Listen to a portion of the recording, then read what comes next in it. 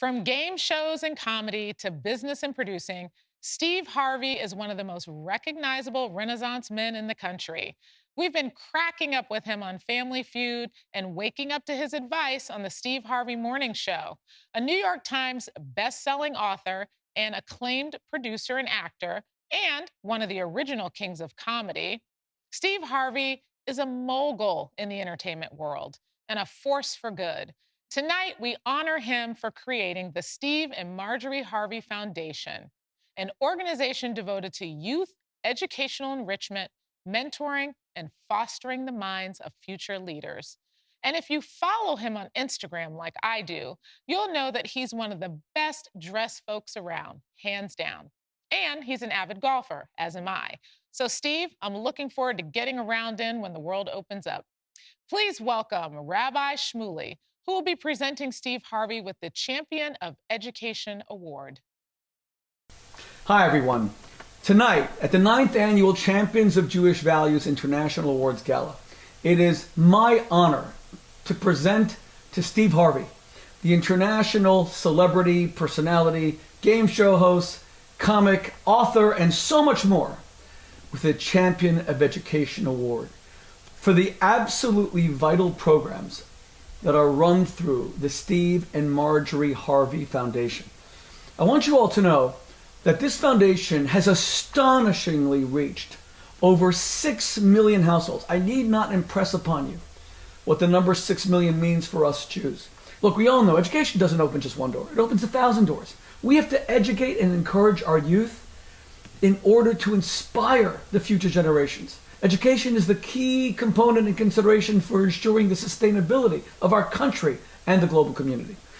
Youth have been the main architects of social cohesion, and they continue to be our partners in promoting the global message of solidarity, of course, justice, and social responsibility. When addressing the vital issue that we're focused on tonight of African American and Jewish brotherhood, it's essential to engage youth in our outreach because they are the pivot. They are central to ensuring that the historic bonds between our two communities remain strong, vibrant, absolutely inclusive, and values-oriented.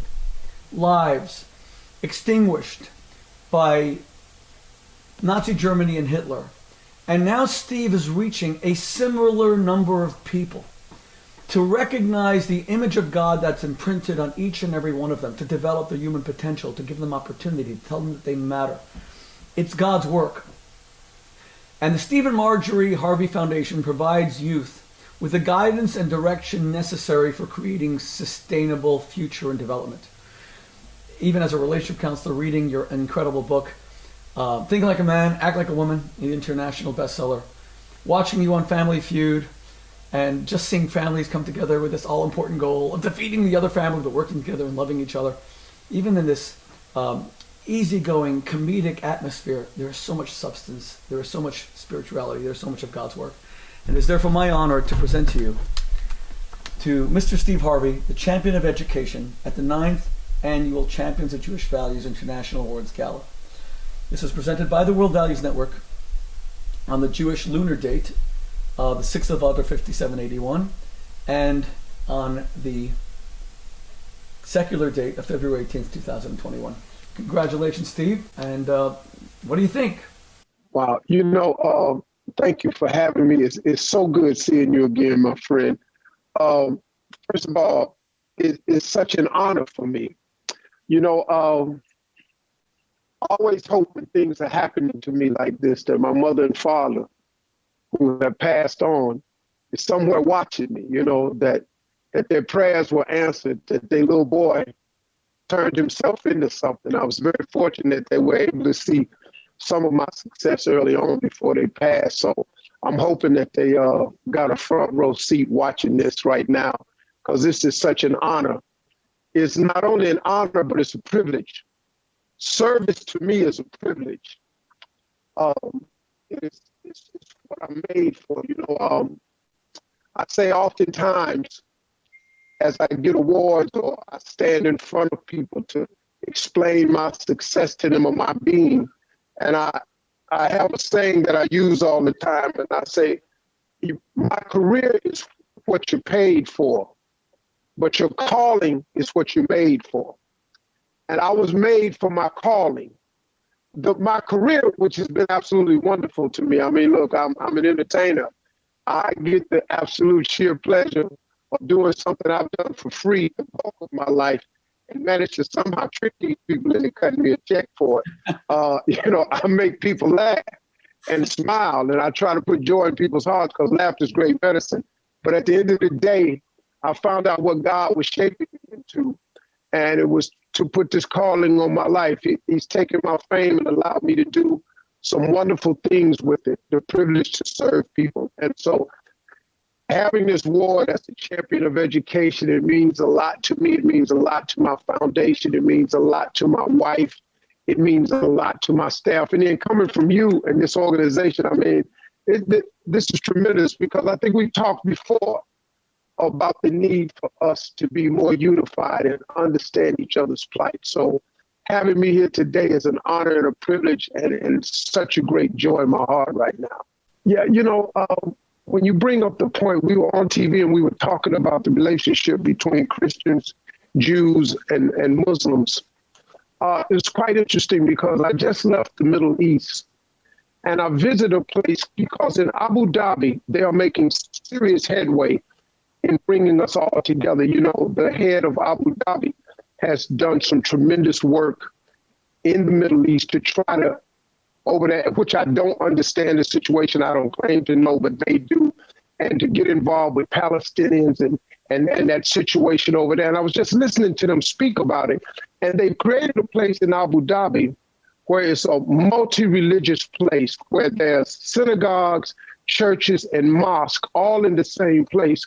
And I mean, I'm standing there and I'm going, wait a minute, what? Just to see these people making such a large attempt at hope for all of us who are people of love and hope. I watched your trip to Abu Dhabi, and I was so inspired by your message of conciliation and harmony and the innovations that are taking place in the Middle East. I was at the White House for the signing of the Abraham Accords that created peace between the UAE and Israel and Bahrain, and now Sudan, and now Morocco. And Steve, you're becoming a vital component by highlighting the incredible progress in the Middle East and friendship with our Arab and Islamic brothers and sisters. Look, I mean, love is still the number one thing that people seek in this world, love and happiness. And I think there's enough people that operate from love that if we just find each other, we can do something about this. And people like you and myself, I mean, look, if anybody should get it together, we should understand if anybody doesn't understand what it feels like to be thoroughly oppressed. And so I applaud people like yourself, Rabbi, who make concerted efforts to bring about some love and some light. And look, man, I just started thinking of myself. You say I'm more than a comedian. I was trying to think of, what am I? Well, since you're asking, I'll tell you what you are. You are an American light to the nations.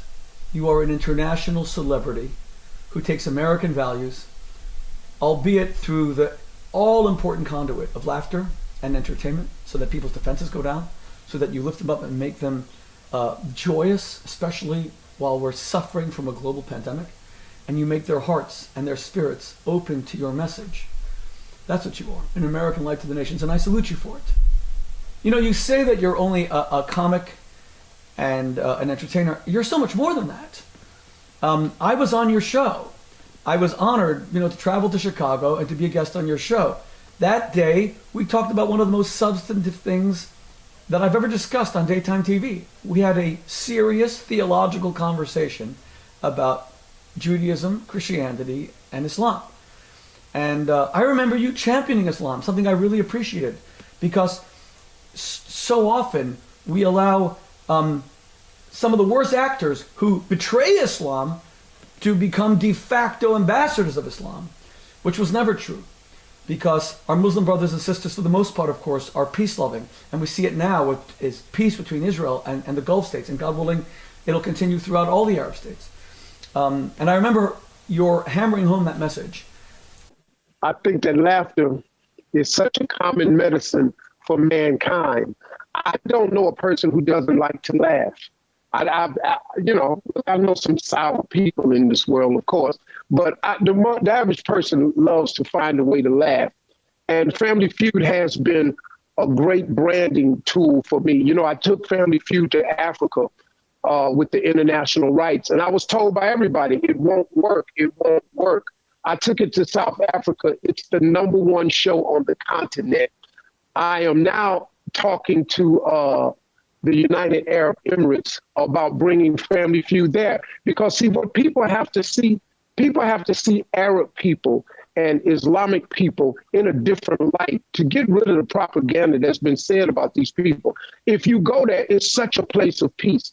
It's one of the most wonderful places on earth to visit. If you want to go somewhere and not have to look over your shoulder and really find out what it's like to walk down streets of peace, that Abu Dhabi, I just haven't seen a place filled with this much peace. And I want to bring Family Feud there so I can show the people laughing. They're such family people they love. And like the conference you mentioned, how you all got together to bring cohesiveness. You know, I've sat with some of these people. It's just a fabulous group of people over here. And my job, I don't know how it is, and I don't know where God has me in this whole thing, but he just keeps putting me in these places. You know, somebody told me one time that God never puts you in a place and doesn't qualify you to be there. So I just keep finding a way to show up. Keep on doing what you're doing. And the more you walk in God's ways, and I know how important your faith is to you, the more God will walk with you as well. God bless you. I thank you so much. I love you, brother. Thank you for this honor. God bless you. My wife says thank you, and I appreciate it. I'm going to keep doing what God put me here to do. Yeah, please give your wife, Marjorie, our warmest love, our warmest regards. God bless you. Absolutely. Thank you. Bye-bye. Thank you. Yeah.